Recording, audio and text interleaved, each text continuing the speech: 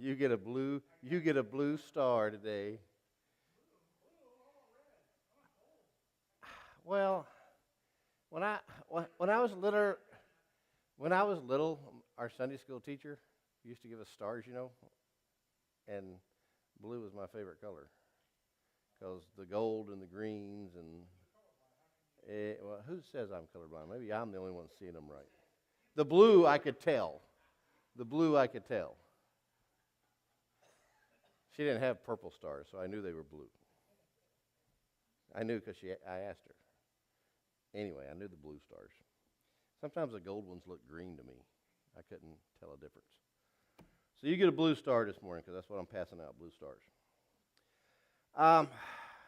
This lesson covers, it doesn't really cover all of them, but these chapters that we're going to look at, 1 Samuel chapters 21 through 30, so I'm not going to read every chapter. But what these chapters 21 through 30 do is they cover about 10 years of David's life.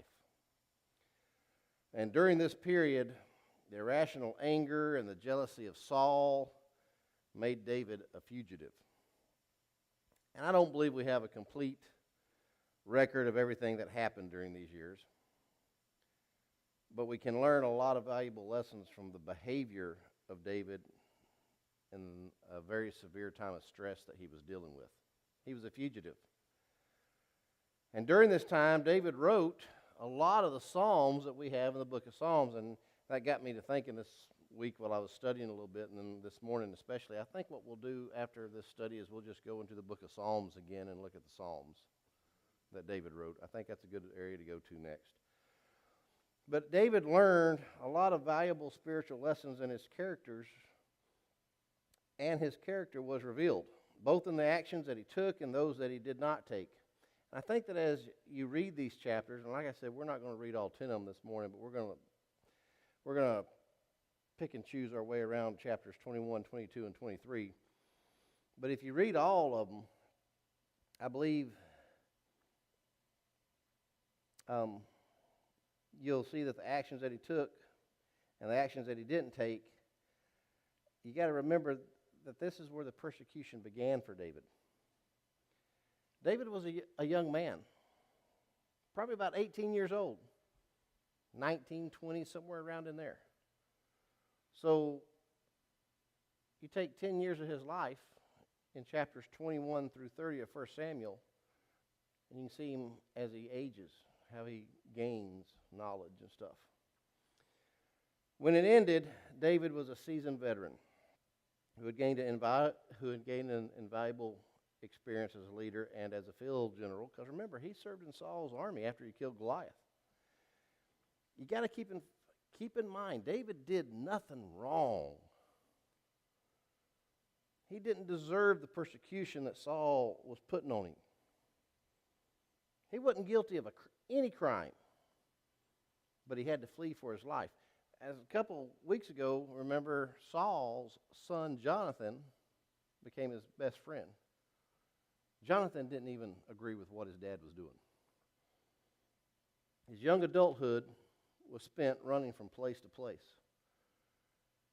It wasn't just, and the reason he had to run from place to place was because Saul's army, the army of Israel, was pursuing him. Difficult circumstances will reveal real character, I believe. You get to know somebody when they start going through something. You get to know how they really are when they start going through something bad. You see their true colors. David had been anointed as a king, but he spent his first years as a fugitive. And this kind of pictures the rejection of Jesus by the Jews, if you think about it. However, there's an important difference here. Jesus bore his troubles without sin. David didn't. And we refer to our troubles as temptations, and the word is accurate because when we're living on the extreme edges of life, we're often tempted to set our morality aside for convenience.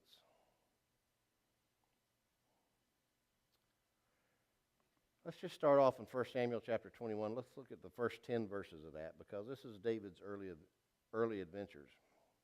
And it says, Then came David to Nob, to Amalek, the priest. And Amalek was afraid at the meeting of David and said unto him, Why art thou alone, and no man with thee? And David said unto Amalek the priest, The king hath commanded me a business, and hath said unto me, Let no man know anything of the business whereabout I send thee. And what I have commanded thee, and I have appointed my servants to such and such place. David's being kind of vague. Kind of like telling a little lie here, isn't he?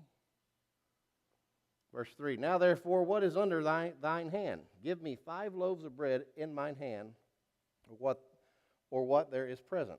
And the priest answered David and said, There is no common bread under mine hand, but there is hallowed bread. If the young men have kept themselves at least from women.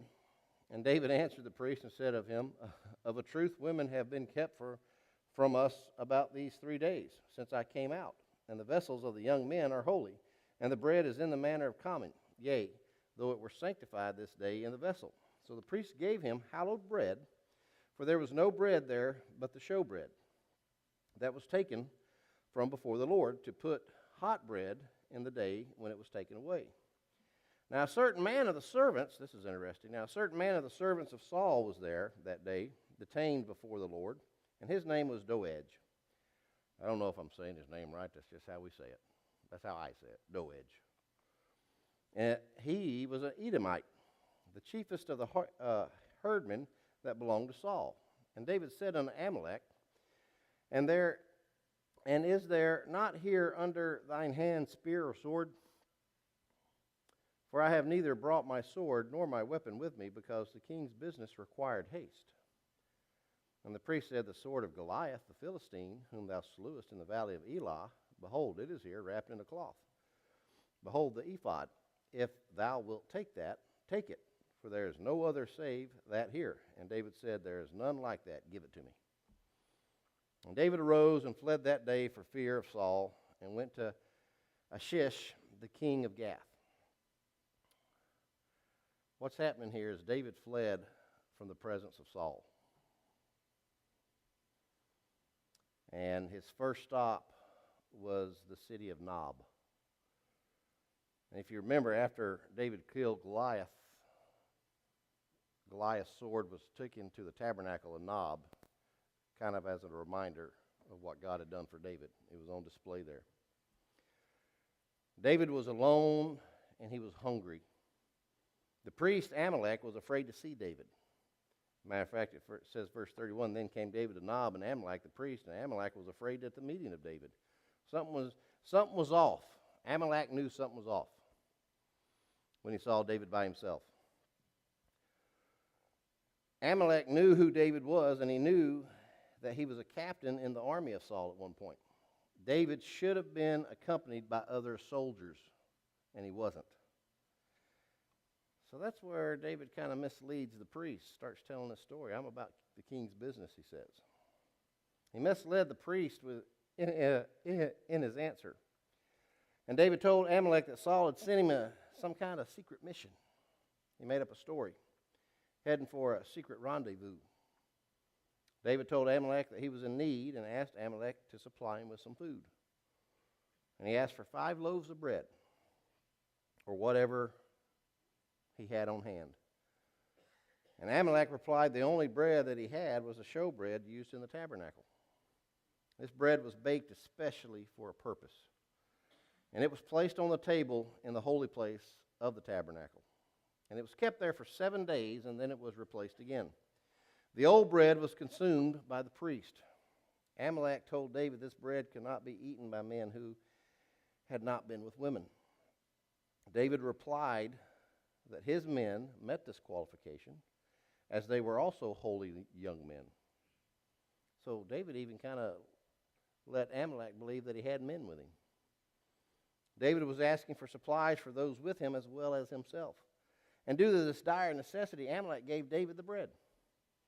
Although the bread was used for a specific purpose in the services of the tabernacle, Amalek gave it to David. And this illustrates the principle.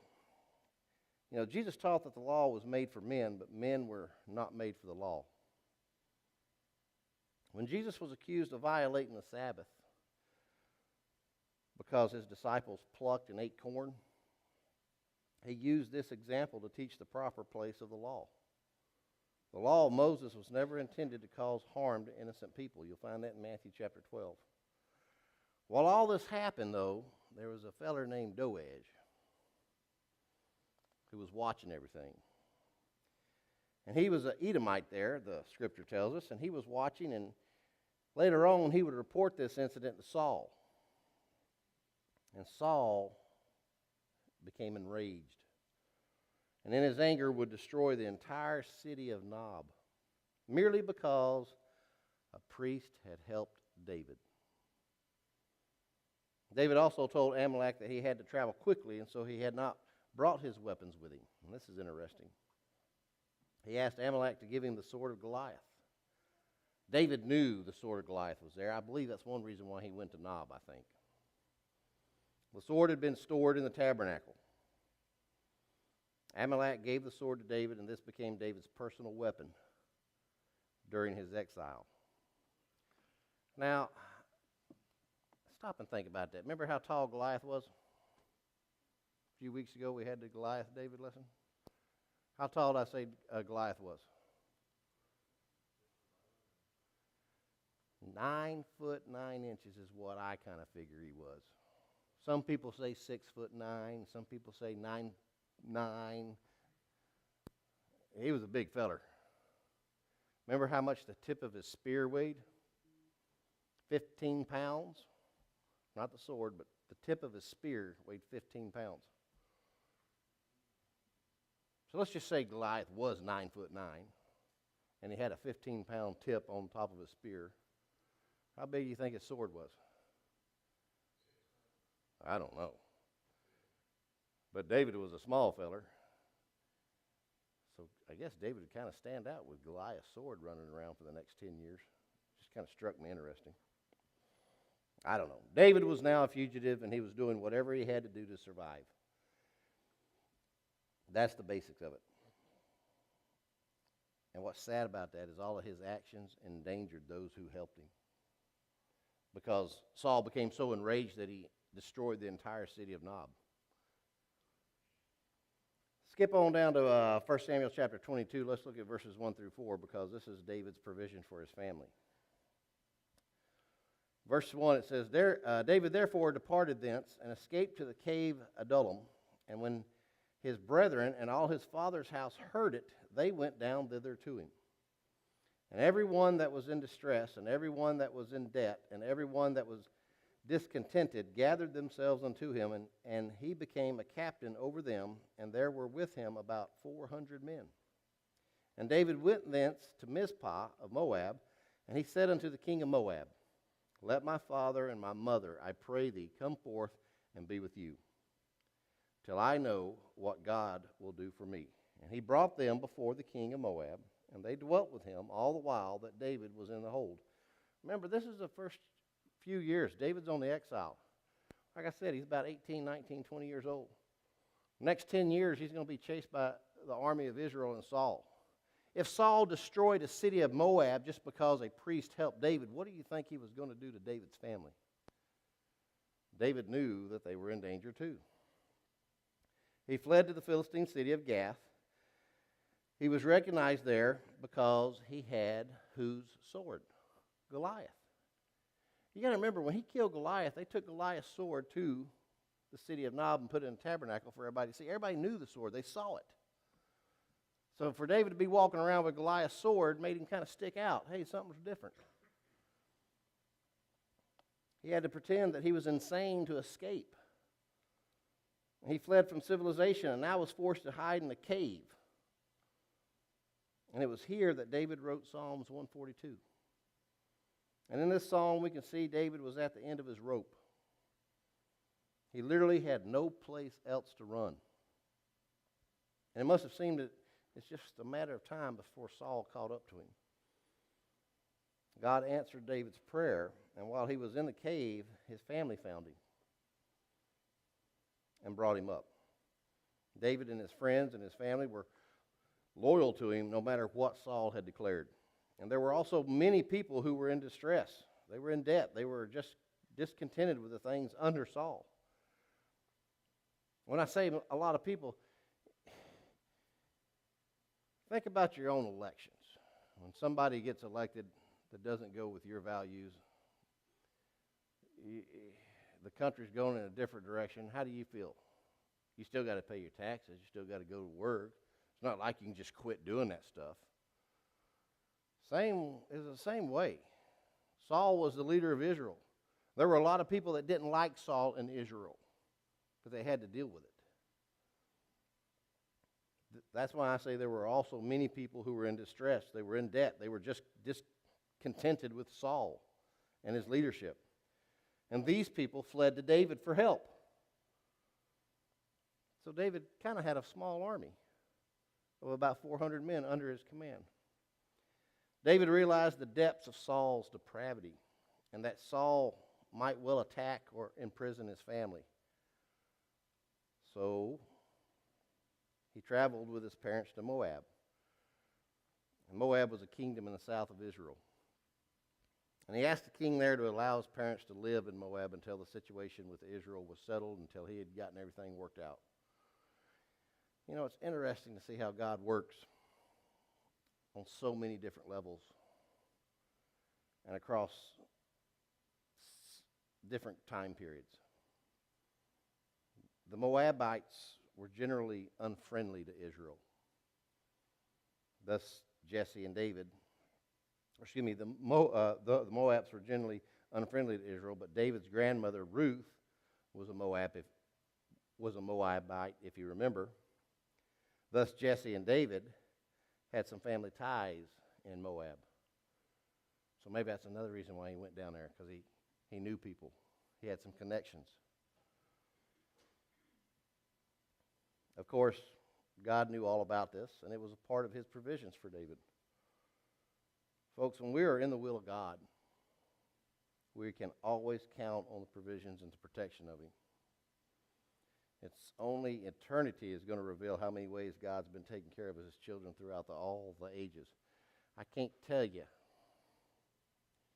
about your own life. I can tell you about my life.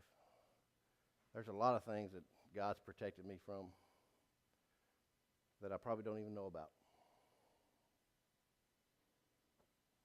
And I can't wait till the day to where you can look back and say, oh, that's why that happened. That's why that lady's shopping cart connected with my car and cost me another 30 minutes in the parking lot. Cost me a bunch of money to get the scratch fixed, but wow, it would have saved me from maybe running. You just don't know.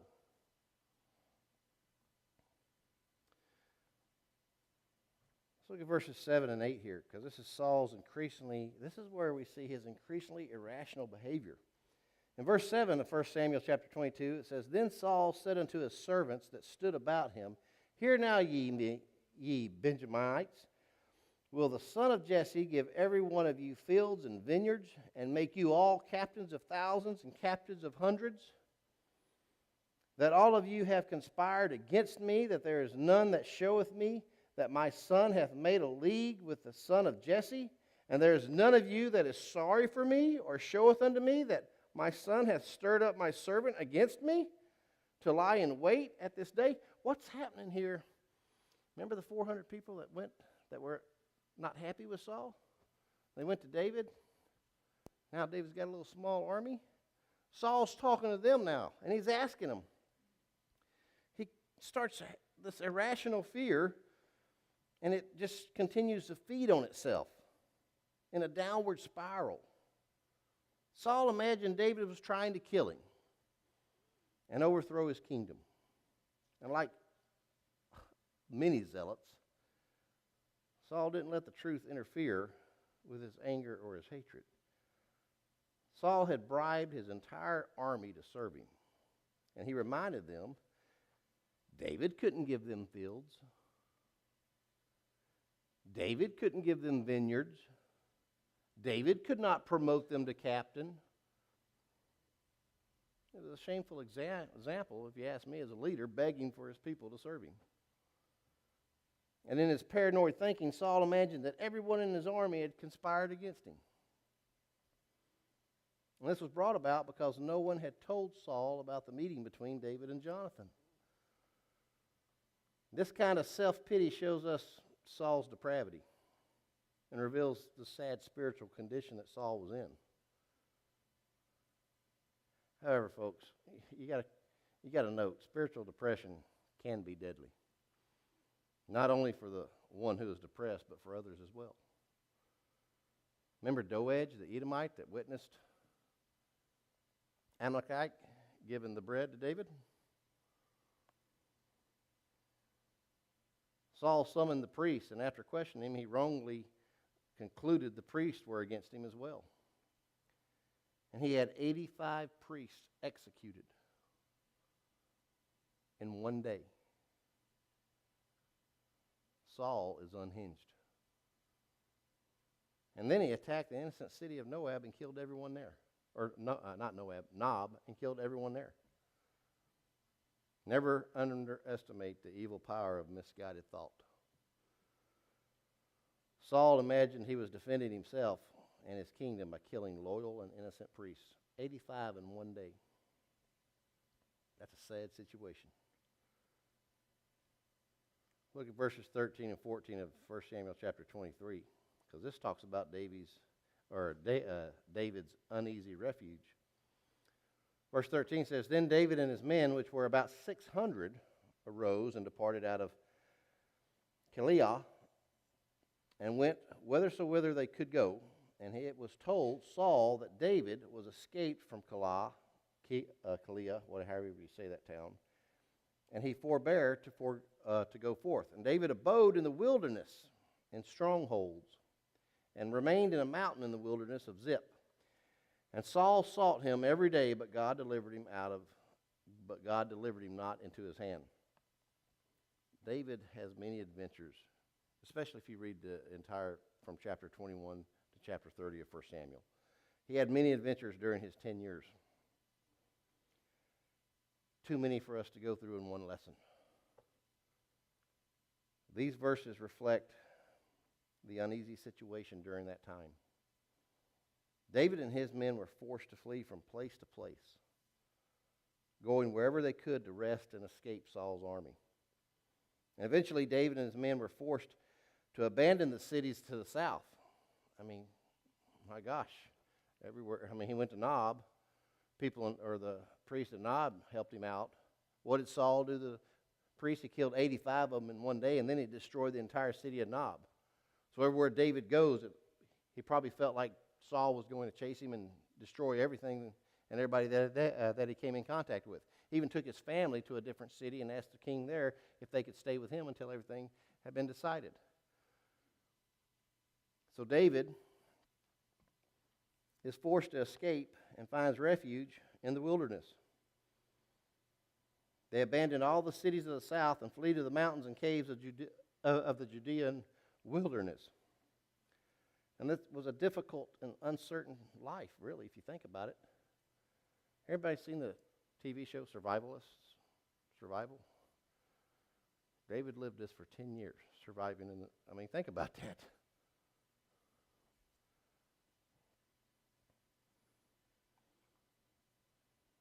David literally had to depend on God for his protection and to provide him in everyday life. He and his men never knew what treachery was ahead of them. Perhaps David thought Saul was going to get tired of chasing after him. But Saul didn't. He was unhinged. Every day Saul focused his energy on capturing and killing David. That's all Saul thought about. And if you think about it, he was a formidable enemy, Saul was. But David was protected by an even greater power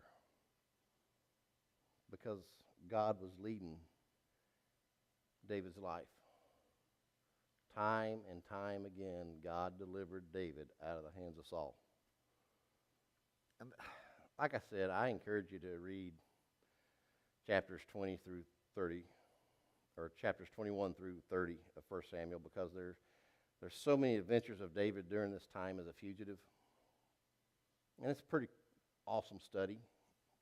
Matter of fact, we could just take all of those adventures and probably spend a whole year on them if we broke them down and looked at each one individually. We can learn a lot of valuable lessons in those chapters about being faithful to God in extreme difficult times. But twice during these years, David had an opportunity to kill Saul, if you read them. You'll find that twice in those 10 years, David had an opportunity to kill Saul. And he refused to do it. David was trusting in God and did not have to take a shortcut to the throne. Remember that next time you get mad at somebody and you want to get back at them. I've said it before. Johnny Cash sings a song, "That old wheel's going to roll around." You ever heard it? That old wheel is going to roll around again when it does. Folks, it's not up to us to get even. Let God take care of it. And if you don't think he will, read chapters 21 through 30 of 1 Samuel and see how he did it for David. The last words that we have recorded from Saul to David are found in 1 Samuel chapter 26, verse 25. There Saul blessed David and admitted that David was going to do great things. Saul went on to death and disgrace at the hands of the Philistines, and David would go on to become the king of Israel. And the great lesson is that with God on our side, we can't lose. But without God in our lives, we can't possibly even think about winning. I know this is kind of a bland lesson this morning, but I encourage you to read 1 Samuel chapter 21 through 30 and look at what David went through. Like I said, he had two opportunities that he could have killed Saul, put an end to it, but he chose to let God handle it. Maybe that's the key that we get out of this lesson. Lord, thank you for the day. Thank you for many blessings. I just pray and ask your Father to be with the rest of the service. I pray if there's one here who doesn't know you, they come to know you for us eternally too late. Please forgive me my sins and where I failed you, and please be with all the many prayer requests that we mentioned. All these things I ask in Jesus' name.